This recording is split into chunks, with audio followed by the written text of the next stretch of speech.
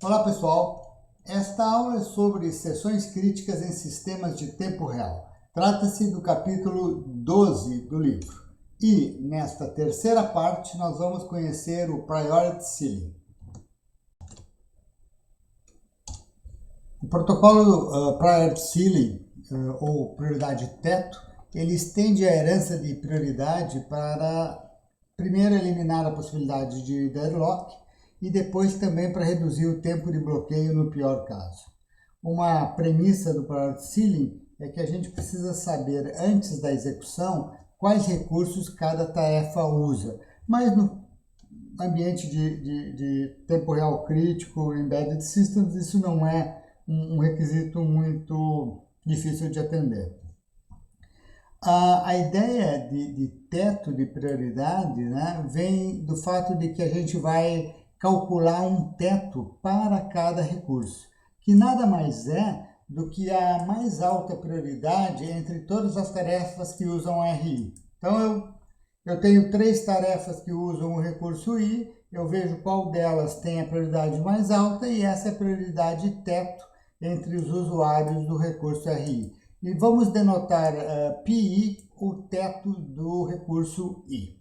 Para facilitar aqui a explicação, a execução do algoritmo, vamos imaginar uma prioridade mais baixa do que todas as que existem no sistema, denotada por ômega. Tá? Então, vamos supor, eu tenho prioridades de 1 até 10, vamos supor que ômega é igual a 11, uma prioridade mais baixa do que todo mundo que tem no sistema. Existe ainda um conceito complementar, que é o teto da prioridade do sistema. Tá? O teto da prioridade do sistema, no instante T, observado pela tarefa J, então vamos lá, o teto de prioridade do sistema varia ao longo do tempo, por isso eu estou falando em T, e ele também varia conforme a tarefa em questão, por isso que eu estou usando o J aqui. O que é isso? O teto de prioridade do sistema é o maior teto de prioridade entre os recursos alocados no instante T. Então, no instante T, eu vejo que recursos, que mutexes estão alocados, vocês podem usar aqui recurso e mutex como sinônimo, né? No instante T, eu verifico quais mutexes estão alocados e aquele mutex alocado, ocupado, né, que tenha o maior teto, ele vai definir o teto de prioridade do sistema. Só que tem uma pegadinha. Na perspectiva da tarefa J, não vale aqueles alocados pela própria J, só pelos demais, pelas outras tarefas. Tá? A gente vai usar isso em seguida. Então, vamos lá. De novo, o Priority Ceiling é baseado na herança de prioridade, com alguns ajustes. Então, de novo, cada tarefa tem uma prioridade nominal fixa, vamos supor que a gente atribuiu deadline monotonic, e cada job, cada tarefa em execução, né, possui uma prioridade efetiva. E, de novo, essa prioridade efetiva varia ao longo do tempo, ela inicia igual à prioridade nominal, porém ela vai variar conforme as alocações que a tarefa faz durante a execução. Né? Então, inicialmente a prioridade efetiva é igual à prioridade nominal e a prioridade efetiva pode mudar em decorrência da alocação de recursos pelo job em questão. A gente vai usar de novo o conceito de herança. Né? As prioridades efetivas vão ser usadas para fins de escalonamento. O que executa é o job não bloqueado com prioridade efetiva mais alta. E mesma coisa que antes com herança de prioridade. Então vamos lá. Como é que funciona o Priority Ceiling? Regra de alocação. Quando um job, né, uma tarefa em execução, requer um recurso R no instante T, primeira coisa que se pergunta é: R já está ocupado? Se o R está ocupado, o lock é negado e o solicitante J, né, que um job J requer, o solicitante J fica bloqueado. Se R está livre, Na herança de prioridade, a gente atenderia o lock, né? Alocaria o recurso para a tarefa. Agora não, pessoal. Agora, mesmo que a tarefa dê um lock em R e R está livre, talvez a gente aloque, talvez não. O pedido será aceito se a prioridade efetiva do solicitante J for mais alta que o teto do sistema no momento. Lembrando, o que é o teto do sistema no momento? O teto mais alto entre os recursos alocados, não considerando os alocados pelo próprio J. Caso contrário, caso a prioridade efetiva de J não seja mais alta do que o teto do sistema no momento, o pedido é negado e J fica bloqueado. Então, observem só, J fez lock X, X está livre, mas é possível que a gente bloqueie o J no lock X, mesmo com X livre. Sim, quando isso acontece? Quando a prioridade efetiva do J não for mais alta do que o teto do sistema no momento. Essa regra é a que vai impedir deadlocks. A gente não vai conseguir montar um deadlock por conta dessa regra aqui. A regra da herança de prioridade, ela permanece. Quando o job J tenta alocar o recurso R e fica bloqueado, o job JX que detém o recurso, ele herda a prioridade efetiva de J. Tá? Ele herda a prioridade de J. Então, a herança de prioridade continua. JX mantém esta prioridade até o momento que libera o recurso R. E neste instante ele retorna para a sua prioridade efetiva anterior. Novamente, a herança é transitiva, né? Se X bloqueia Y, que bloqueia Z, Y herda de Z e X herda de Y, que herdou de Z, né? A transitividade em cima da prioridade efetiva. Vamos lá para o nosso exemplo complicadinho, tá ok? Essa tem que ir com calma, vamos lá. De novo, né, a gente vai montar uma cascata da mesma forma que a gente montou a cascata antes. Chega a T4, começa a executar. Dá um lock em X. X está livre? X está livre. Qual o teto do sistema neste momento? O teto é ômega, porque não tem nada ocupado. 4 é mais alto que ômega? Sim. Então, concede X para 4. E aqui temos esse verde azulado aqui. Ele está executando até que nesse instante aqui chega a T3. Prioridade efetiva de T4 é 4, prioridade efetiva de T3 é 3, preempta. O T3 executa até um lock Y. Vamos lá. Y está livre? Sim, Y está livre. Qual o teto atual do sistema? Eu observo que neste momento apenas o recurso X está ocupado. Mas qual é o teto do recurso X? Então vamos abrir um parênteses aqui para definir os tetos. Olha, X é usado por 4 e por 3. Então o teto de X é 3. Y é usado por 3 e por 2. Então, o teto de Y, prioridade mais alta, é 2. Z é usado por 2 e por 1. Então, o teto de Z é 1. Isso aqui é fixo, né? Porque uma vez que cada recurso é usado por um conjunto fixo e pré-definido de tarefas, e cada tarefa tem um conjunto... tem uma prioridade fixa pré-definida, o teto de prioridade de cada recurso, de cada mutex, também é constante e pré-definido. Vamos voltar para cá então, pessoal. T3 é o lock Y. Y está livre? Sim, Y está livre.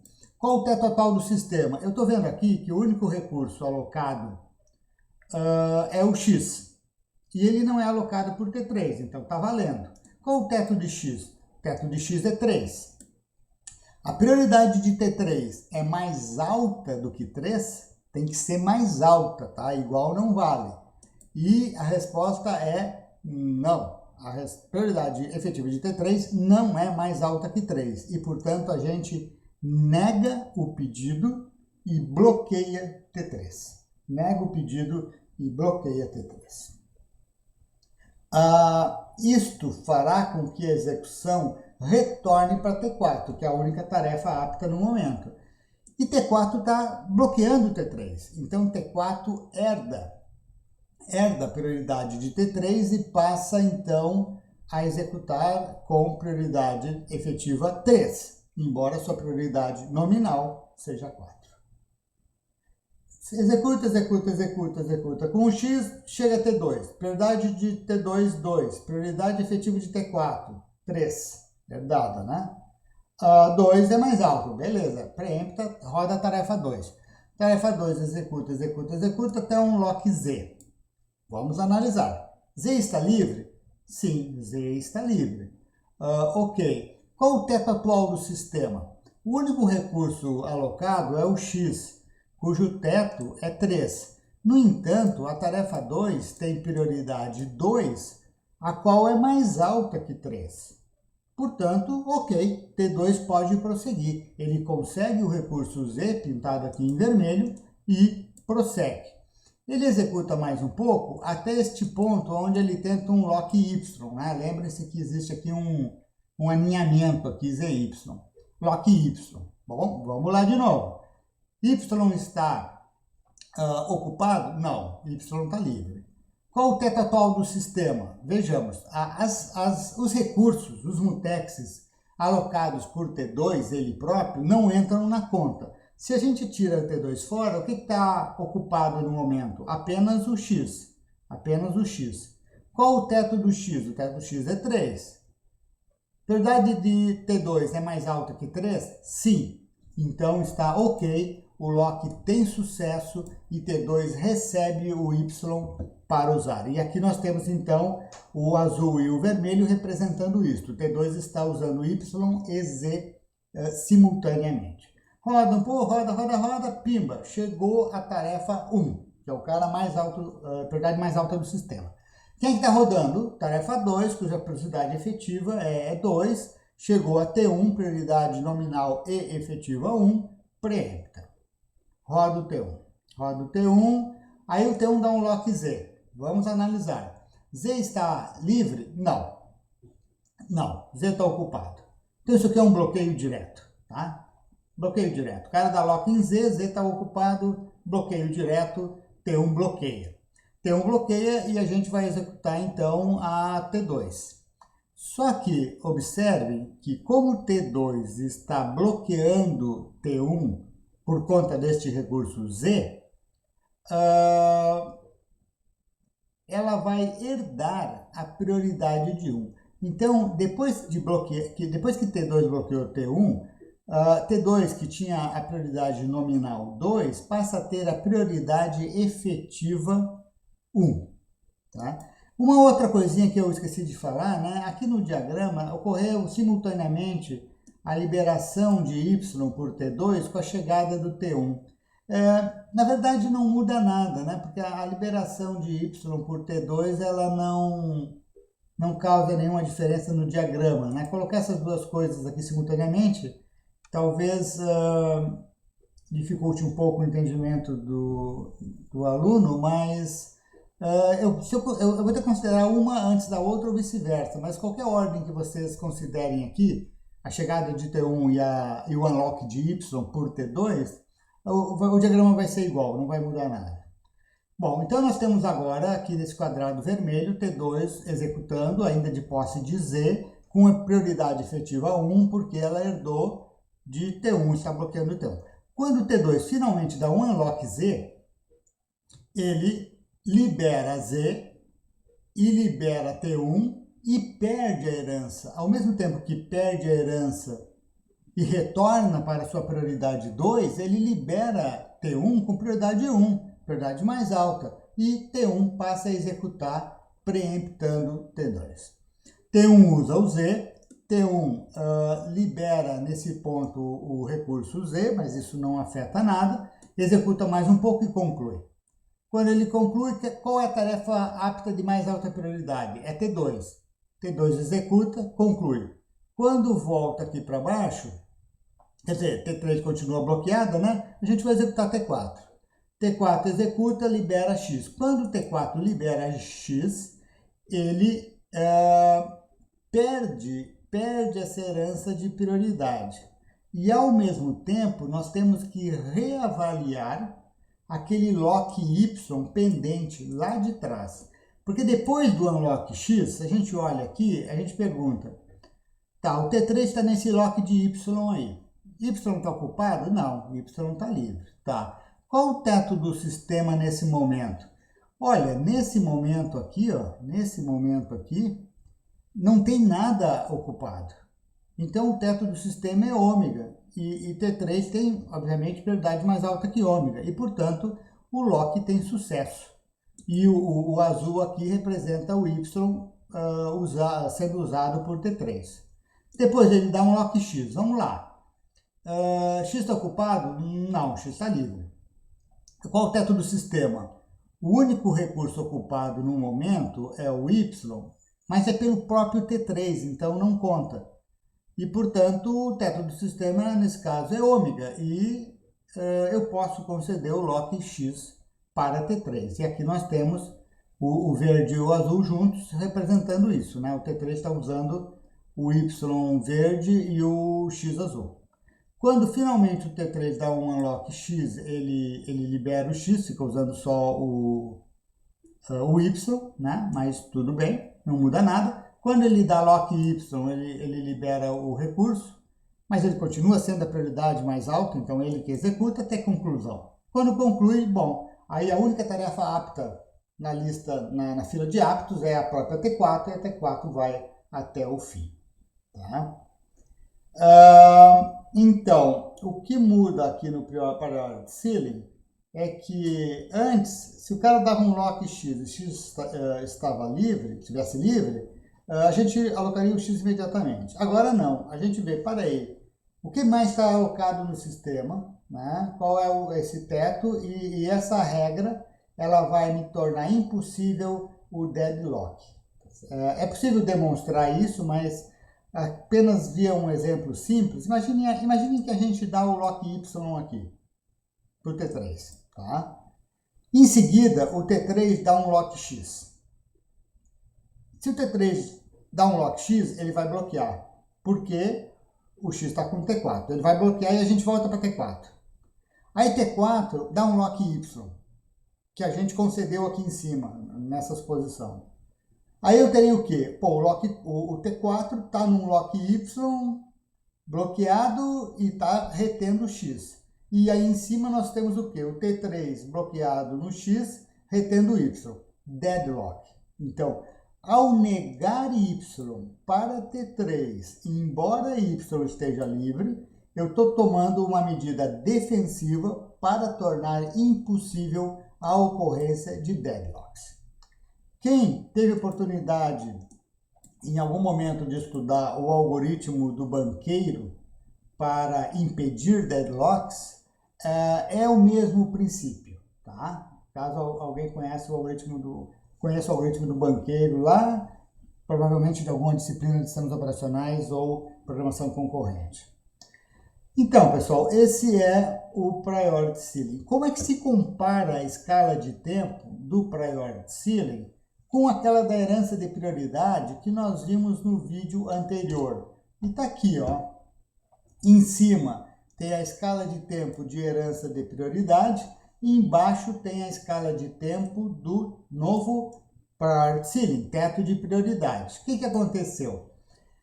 Nós reduzimos os bloqueios. Se vocês observarem aqui em cima na herança de prioridade, olha T1. T1 esperou um pouco por T4, depois T1 esperou um pouco por T3, depois T1 esperou por T2. Na herança de prioridade, uma tarefa pode sofrer múltiplos bloqueios, né? No máximo um bloqueio por sessão crítica, no máximo um bloqueio por tarefa, mas tu pode ter múltiplos bloqueios.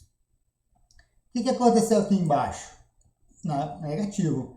T1 sofreu um bloqueio, sim, mas sofreu unicamente um bloqueio de T2. É possível provar formalmente, eu não vou fazer isso aqui, que com o Priority Ceiling, tu tem no máximo o bloqueio de uma seção crítica. Tá? O efeito de reduzir bloqueio significa reduzir inversões de prioridade. Então, observem que no diagrama de baixo, teto de prioridade, a T1 acabou aqui, ó. Ao passo que antes, herança de prioridade, a T1 acabou lá na frente. A T2 também ganhou. A T2 estava terminando lá na frente e agora ela acabou bem antes. Tá? Para T3 ficou igual e para T4 ficou igual. O que o Priority Ceiling consegue é diminuir, reduzir a inversão, as inversões de prioridade, fazendo com que as prioridades funcionem mais corretamente. Ou seja, se T1 tem a prioridade mais alta do sistema, eu quero que o T1 termine o mais cedo possível. Né? As inversões de prioridade, as múltiplas inversões de prioridade, estavam fazendo o T1 terminar lá na frente. O que o algoritmo do teto de prioridade conseguiu fazer é, ao reduzir inversões de prioridades, a prioridade mais alta do T1 foi melhor respeitada e por isso ele está terminando antes. Então, é onde eu vou sofrer o maior impacto, né, nas tarefas de alta prioridade. O que mais que a gente pode falar aqui? É impossível a ocorrência de deadlock, tá? Não tem como. Isso daqui é um exemplo que eu fiz rapidamente naquele diagrama anterior, vamos repetir aqui, né? Imagine que vocês têm um T1 que primeiro pega X, depois pega Y, aninhado.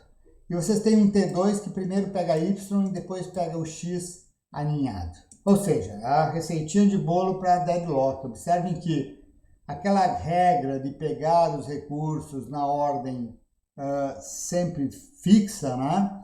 Por exemplo, ordem alfabética, não está sendo respeitada aqui. O T1 até que está certinho, né? Ele pega X, depois pega Y. O T2 não está respeitando aquela regra, que poderia impedir o deadlock, mas ela não está sendo respeitada, porque o T2 está pegando o Y, está segurando o Y e pegando o X, o que viola a regra que a princípio poderia impedir deadlocks, né? Aí alguém pode perguntar, tá, mas como é que eu faço então para aplicar a regra no caso? Tem dois jeitos, né? Antes de pegar o X, tu solta o Y, ou então, se tu precisa dos dois ao mesmo tempo, tu tem que pegar sempre o X antes do Y. De qualquer sorte, esse diagrama ele traz, na verdade, a solução com Priority Ceiling. Então, vamos lá. Teto do recurso X, ele é usado pelos dois, então é 1. Teto do recurso Y é usado pelos dois, é 1 também.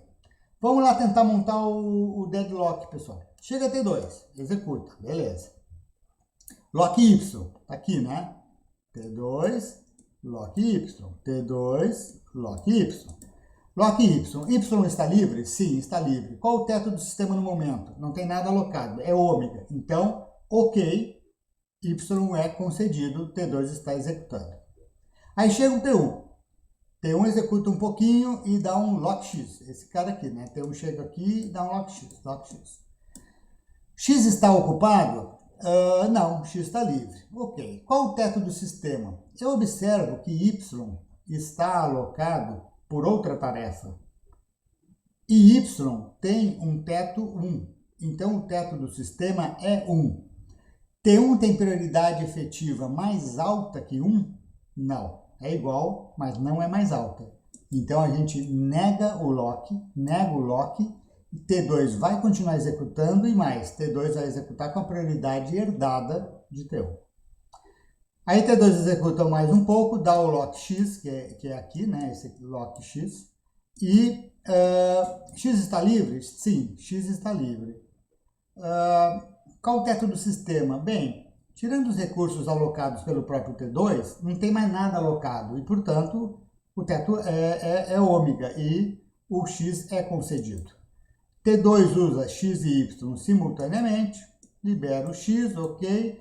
Quando ele libera o y, o teto do sistema cai para ômega, o que permite que o T1 aloque x. Aí o T1 chega na hora de alocar y, pergunta-se, y está ocupado? Não, y está livre. Qual o teto do sistema? Bem, o único recurso alocado é o x pelo próprio T1. Outras tarefas não tem nada alocado, portanto, o teto do sistema é ômega e o y é concedido. T1 executa, libera o y, libera o x, termina e depois aqui embaixo o T2 termina. Tá? Então, aquela receitinha de bolo, né, básica de montar um deadlock, ela não funciona por conta da nossa regra de alocação alterada no protocolo do Priority Ceiling. O que mais, pessoal? Então, aqui são alguns comentários, né? A herança de prioridade ela é gulosa, porque se o recurso estiver livre, ele é alocado imediatamente. O teto de prioridade ele é conservador, né? A gente acabou de ver, mesmo o recurso livre pode não ser alocado por conta da ideia do teto do sistema, e isso é feito para prevenir um deadlock mais adiante, né? Como eu mencionei, ele é inspirado no protocolo do banqueiro, que eu vou deixar para vocês pesquisarem no Google. Tipos de bloqueios que a gente tem aqui, né? A gente tem 3 tipos de bloqueio. Eu posso ter um bloqueio direto, tu dá o lock e o recurso está ocupado, e pronto, aí não tem, é bloqueio direto. Tu pode ter um bloqueio por herança de prioridade, tu não consegue executar, porque uma tarefa que tem uma prioridade nominal mais baixa que a tua, e não deveria ser um impeditivo, portanto, ela bloqueou um recurso e herdou prioridade mais alta. E então ela te impede de executar por uma prioridade que ela herdou. Por isso nós temos um bloqueio por herança de prioridade. E o bloqueio por teto é quando é feito um lock, o recurso até está livre, mas o teto do sistema me impede de alocá-lo. Então eu tenho um bloqueio por teto. Uma propriedade do Priority Ceiling é que um job pode ser bloqueado por, no máximo, a duração de uma sessão crítica. Então, eu tenho que identificar quais são os bloqueios possíveis da tarefa e o mais demorado deles é o pior caso. Tá? E é assim que a gente determina o pior caso de bloqueio quando o Priority Ceiling é usado. Aqui tem uma explicação, não é uma demonstração, mas é uma explicação rápida de por que uma tarefa pode ser bloqueada no máximo apenas uma vez, né, por uma sessão crítica. Então vamos lá. Vamos pensar na tarefa TI. Tá? A tarefa TI ela pode ser bloqueada apenas uma vez por uma mesma tarefa de prioridade mais baixa que TX. Por quê? Porque se TX pode chegar antes, pegar lá um mutex e bloquear a TI. Uma vez pode, tá? Mas para bloquear uma segunda vez, o TX vai ter que liberar tudo e alocar de novo. Ora, no que TX liberar para depois alocar de novo, ela vai ser preemptada por TI e não vai mais conseguir executar até que TI termine. Então, uma tarefa de mais alta prioridade de TI pode ser bloqueada uma vez por uma baixa prioridade de TX, mas jamais 2 vezes, porque no que TX liberar, TI executa e TX não volta mais. Tá? Bom, e qual que é o outro cenário que nós temos que examinar? Bom, talvez a tarefa TI seja bloqueada uma vez por TX e outra por TY. Vamos ver se é possível isso? Ora, não é possível a tarefa TI ser bloqueada por 2 tarefas diferentes, com prioridade mais baixa que TI, não é? Por quê? Porque após o primeiro bloqueio, digamos, após TX bloquear TI, o teto do sistema foi elevado no mínimo para TI, né? Se TX está trancando TI, o teto do sistema já está em TI e, portanto, o Y não vai conseguir alocar nada. Portanto, a regra do teto impede que uma segunda tarefa bloqueie novamente o TI. Uma vez que a TI só pode ser bloqueada uma vez por cada tarefa e só pode ser bloqueada por uma tarefa, nós temos apenas uma sessão crítica para bloquear o TI. E o truque é achar a pior sessão crítica que poderá vir a bloquear TI. Tá? Então, conclusão, uma tarefa TI pode ser bloqueada no máximo pela duração de uma única sessão crítica, que eu vou tentar identificar o pior caso.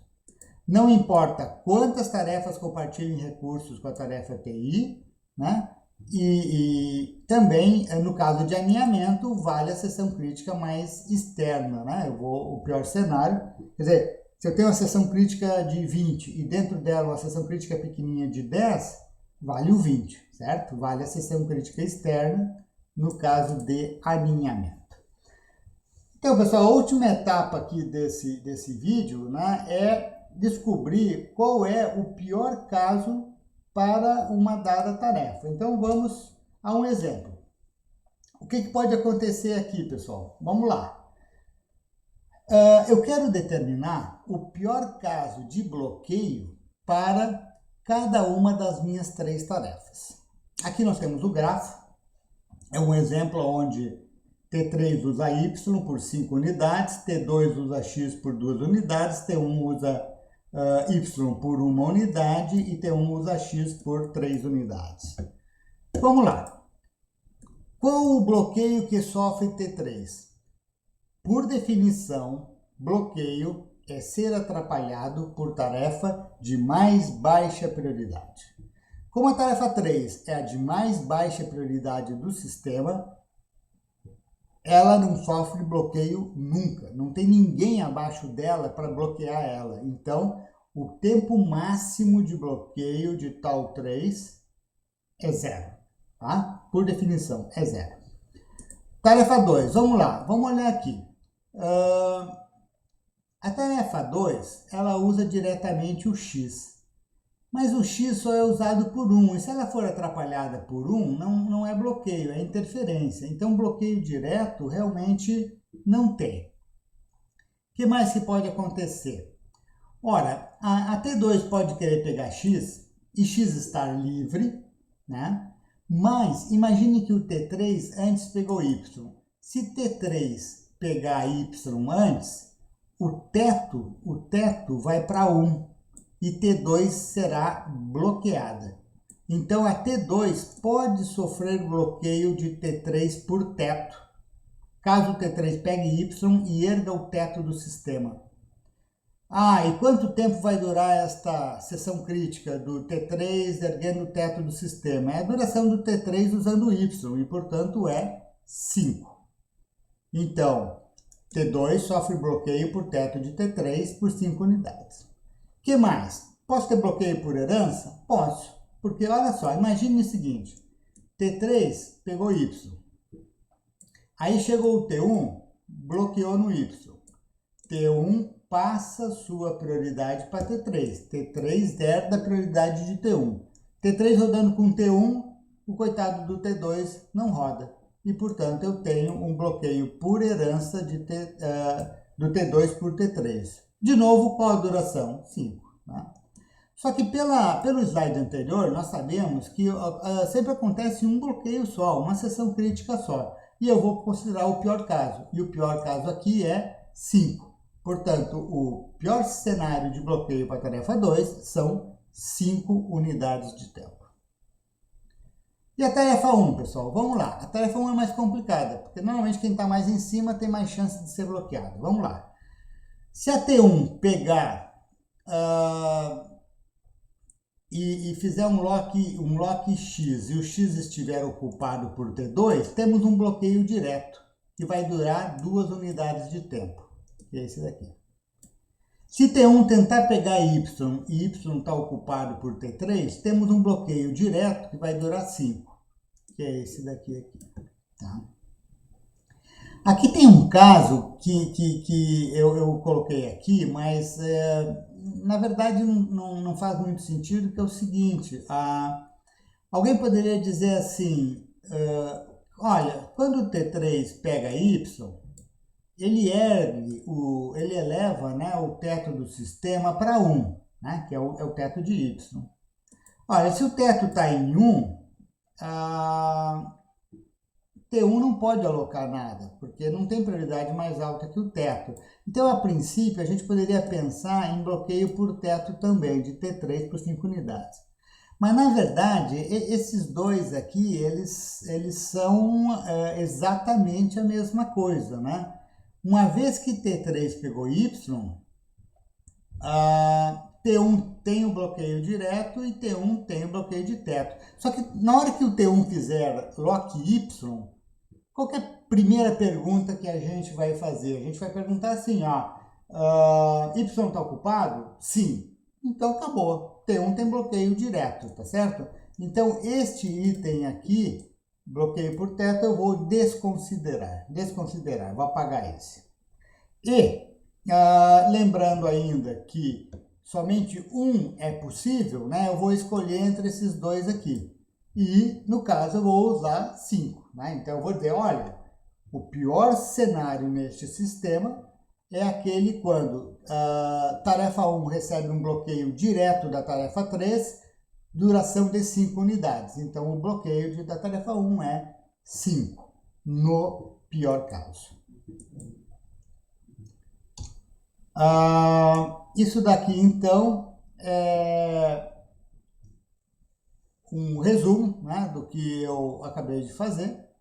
E aqui está assim, pessoal, a determinação, B é o pior caso, tá? A determinação do tempo de bloqueio no pior caso para as tarefas 3, 2 e 1 pode ser resumido desta forma. Tarefa 3, nenhuma tarefa com prioridade mais baixa que ela. Então, o pior caso é 0. Né? Tarefa 2, eu percebo que a tarefa 3 usa Y por 5 e o teto é 1. E isso poderá me levar a um bloqueio por 5 unidades. Né? Lembrando aqui, né? Teto e herança. E, por fim, T1. T1 nós vimos que tem duas possibilidades de bloqueio direto, né? Uma porque usa Y, que T3 também usa e pode dar um 5 aqui, e usa X, que T2 também usa, que pode dar um 2 aqui. E, portanto, eu vou escolher o pior cenário é 5, nós temos um bloqueio, no pior caso, de 5. Então, é algo que a gente tem que fazer com muito cuidado, né, para explorar as possibilidades de bloqueio de cada tarefa e depois simplesmente pegar o maior valor que a gente encontrar. Tá? Aqui a seguir, nós temos um exemplo um pouquinho mais complicado, né? Mas depois de algum tempo o procedimento fica mecânico. Vamos lá, qual o tempo de bloqueio no pior caso de cada uma dessas tarefas aqui? Por baixo, T5, começando de baixo para cima. T5, não tem ninguém com prioridade mais baixa. Bloqueio é 0. T4. T4 não sofre bloqueio direto, porque não usa nada, tá? Como também não usa nada, também não sofre bloqueio por teto nenhum, tá? Porque direto e teto requer um lock, e T4 não dá lock, então não tem bloqueio direto nem por teto. Pode ter bloqueio por herança? Pode, tá? Porque se o T5 trancar o T1, ele herda a prioridade de T1 e bloqueia T4. E, portanto, nós temos que, abaixo de T4, nós temos T5, usando por 6 unidades Z, que tem um teto maior, e isso vai me dar um tempo de bloqueio de 6. Por isso, o 4 tem esse caso aí de 6. T3, vamos lá. Bloqueio direto tem? Não tem. Porque ele dá lock em Y, ele dá lock em Y, mas veja que ele compartilha com T2, e T2 tem prioridade mais alta, então isso aqui é interferência, não é bloqueio. Bloqueio direto não tem. Agora, eu posso ter por teto? Por teto eu posso ter, sim, porque se o T5 pega Z, eleva o teto para 1, o lock do T3 vai falhar. E ele vai ter que esperar esses 6 aqui. Da mesma forma, o T5, caso ele bloqueie o T1, ele vai herdar a prioridade de T1, também por 6 unidades de tempo. E aí vai me dar um bloqueio para T3, né? O fato, pessoal, aqui o resumo diz o seguinte, ó, o fato de abaixo de 3 ter tal 5, usando Z por 6 unidades de tempo, dado que o teto de Z é 1, o recurso Z é usado pela tarefa 1, me gera uma possibilidade de bloqueio sim, e por 6 unidades de tempo. Por isso acaba que B3 é 6. Tarefa 2, vamos lá. A tarefa 2 pode ser bloqueada diretamente pela tarefa 3, né? Observem que via Y eu posso ter um bloqueio de 5 unidades da tarefa 3, isso está aqui, né? O fato de T3 abaixo de 2 usar Y por 5 unidades de tempo, sendo que o teto é 2, eu posso ter que esperar 5 unidades de tempo aqui, mas abaixo de T2 eu também tenho T5, que usa 6 unidades do Z.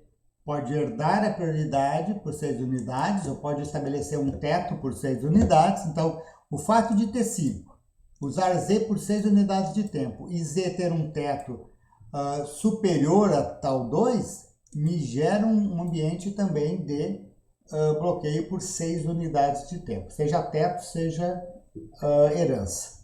Resultado, então, pior cenário é 6. Finalmente, né?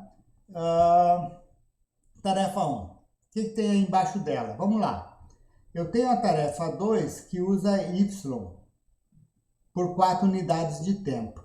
Mas olha só, o fato do T2 usar Y não gera bloqueio direto para T1, porque T1 não quer Y. Não gera problema de teto, porque o teto de Y está abaixo de T1, né? E também não gera problema por herança, porque Y não permite T2 herdar de ninguém. Resultado, T2 usar Y não é um problema, não afeta a tarefa 1. Eu sei disso pelo seguinte, ó, tarefa 2 é uma tarefa de prioridade mais baixa que T1. Potencialmente geraria bloqueio, e ela usa um recurso. Ocorre que ela usa um recurso com um teto que está abaixo. Quando um recurso tem um teto de prioridade mais baixa do que a tarefa sob análise, esse cara aqui, o Y, não afeta a tarefa 1 e eu posso ignorá-lo. A mesma coisa que aconteceu com a tarefa 3.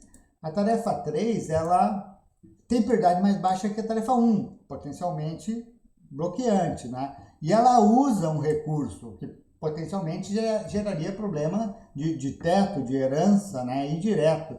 Mas ocorre o seguinte, de novo, o teto de Y é 2. Como o teto de Y é 2, a tarefa 1 não está nem aí para Y, e, portanto, não há problema nenhum. Da onde que vem os bloqueios de T1? Abaixo de T1, T2 usa X. Aqui, né? E X tem um teto 1. Então, como o teto de X é 1, ela tem o potencial de atrapalhar a tarefa 1 e gerar bloqueio de 2 unidades de tempo. Dá para ver claramente aqui, inclusive, bloqueio direto, né? T1 e X, T2 dá um bloqueio direto. O que mais? T5 usa Z. E, de novo, o teto de Z é 1. Como o teto de Z é 1, eu não posso ignorar Z quando analiso a tarefa 1. E no caso, até de novo, dá bloqueio direto aqui, com 6 unidades. Pior caso, 6 unidades. Então, são duas maneiras, né, distintas aí para se analisar o problema. Concluindo, no pior caso, Prader-Seligman não bloqueia mais do que herança de prioridade, né? Entretanto, a gente gera mais chaveamento de contexto, porque na herança de prioridade eu só bloquearia no lock no caso de recurso ocupado. E agora não. Às vezes eu bloqueio no lock mesmo com recurso livre, portanto gero mais chaveamento de contexto, mais overhead, né? E isso vai aparecer no tempo de execução de resposta das tarefas. Tá? Essa questão aqui de como considerar o tempo de chaveamento de contexto na análise da tarefa, aqui é dada uma dica, uma pista, mas tem um capítulo específico sobre isso mais adiante, onde a gente estuda a técnica da análise do tempo de resposta. As regras são mais complexas que na herança de prioridade e também é necessário saber quem bloqueia quem antes de colocar o sistema em execução. Por quê? Para calcular o teto, né? Eu só consigo determinar o teto de um recurso se eu souber quais são as tarefas que usam aquele recurso. Então, isso é uma limitação da herança de prioridade, da priority ceiling, né?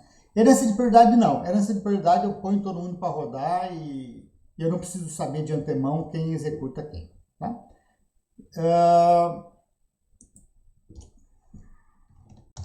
Chegamos ao final do terceiro vídeo relativo ao capítulo 12.